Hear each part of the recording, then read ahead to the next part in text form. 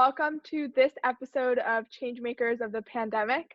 My name is Manat Kaur, and I'm an Ashoka Young Changemaker. I'm super excited to be here today with Derick Lee, who is the founder of PilotCity. Derick, thank you so much for joining me here. Can you start by telling me about PilotCity and the work that you do? Sure, yeah. Thanks for having me, Manat. And just to kind of reverberate from my email, I'm actually was a former Ashoka intern in the Washington, D.C. area office for a woman named Dam. And I actually worked on the Changemaker project. It was interesting is that I heard about Ashoka actually through a book called Massive Change by Bruce Mal. And I actually reached out to Bruce Mal lately because he has a new book, and he actually responded to me. So it's like, you know, a couple of dreams coming true. No way. Super cool. So, thanks for having me. This is a great honor to kind of circle back. So PilotCity started because I came back home from college about 8 years ago and discovered that my hometown here in San Leandro, California, in the Bay Area, was transforming itself into a city of innovation.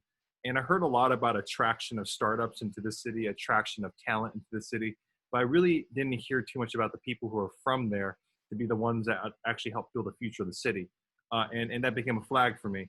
So I started finding out mechanisms of how we can actually build innovation ecosystems.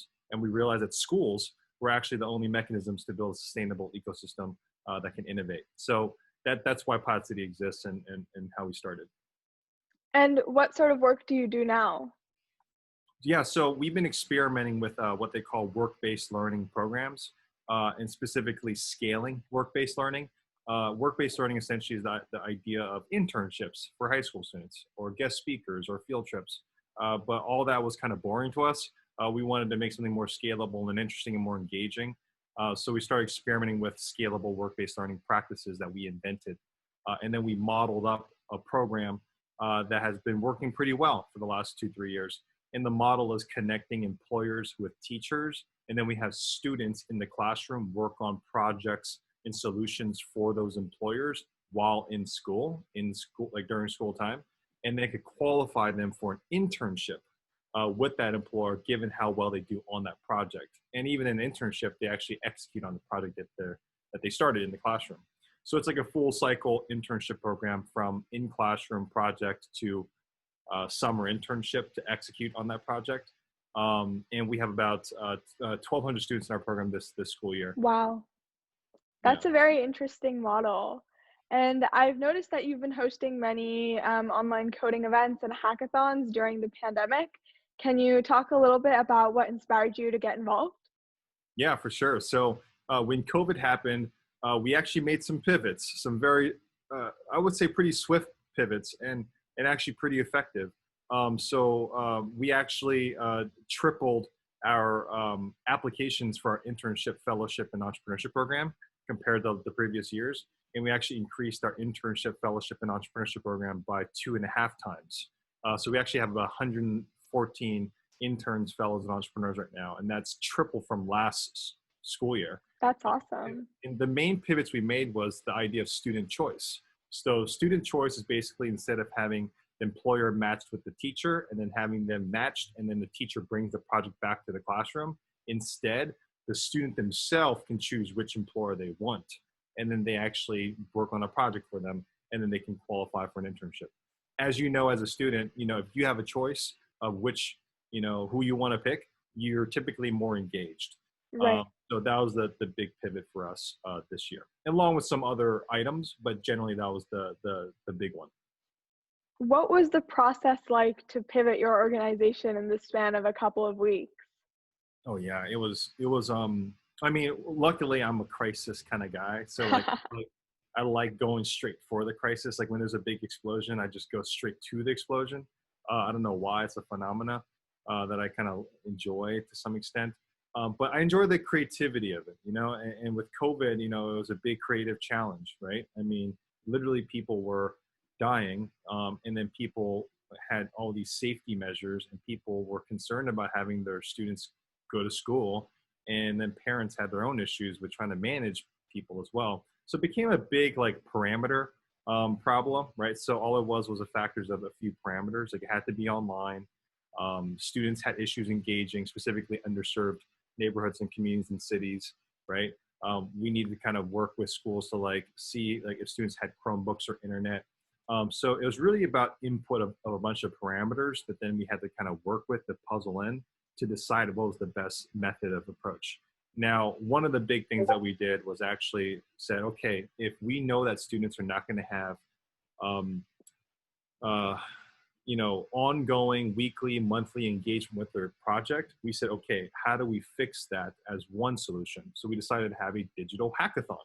So we actually planned for a digital hackathon for about a 2-month time frame and had it all on the Discord platform. And it became like an end of our school year program kind of fail-safe event to have all the students who couldn't do it in the last week or month or whatever to show up on this weekend and then start their project for their employer and then end their project and then auto apply and then go for interviews and get internships.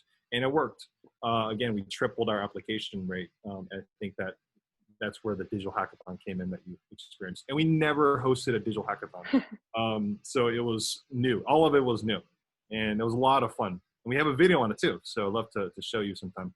Yeah, I'd love to see that. And this digital hackathon must have created a very strong sense of community as well. So can you touch on the importance of having that strong sense of community? Yeah, with the community side, I would say that one big thing that we added that we never used to have in the previous school years was having direct connection to our students who are in our program. Instead, we really just connected the employer and the teacher, and then we kind of met the students more in the internship program. So for this year, for this school year, we transitioned all our students from the school year program into our Discord app. So we built a discord.com server and then had everyone on there. It's like a Slack for gamers. Yeah. A lot of kids are on there, right? A lot of high school students as well.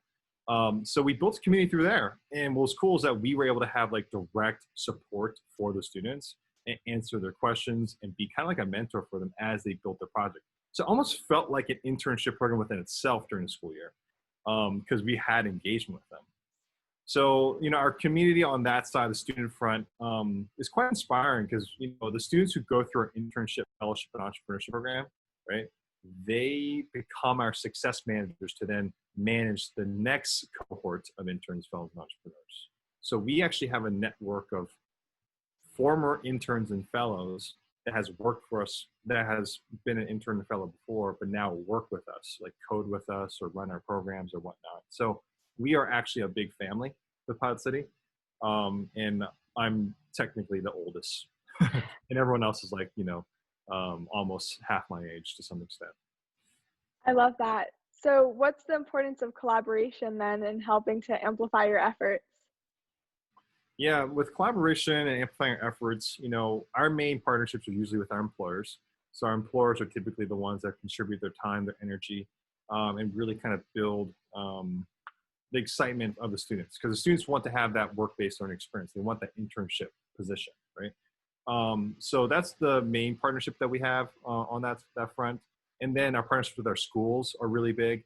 Our schools bring our principals and our school district leaders, they bring the actual teachers to the table, right? And then the teachers that get involved, and then we partner with them across multiple years. So really the most consistent, piece is actually more of our teachers. Our teachers have been an incredible asset in our community. So those are the predominant kind of partnerships, the employer side, the school side with the teachers.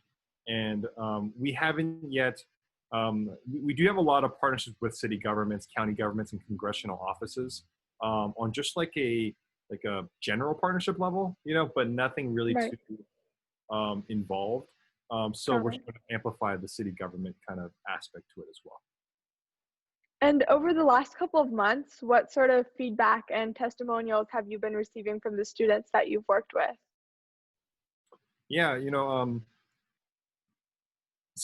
I'll scope it out to COVID because I think it was very different what this year was compared to the last years, and it's for the better. In many regards, we've been trying to do the things that COVID allowed us to do, and we finally did it.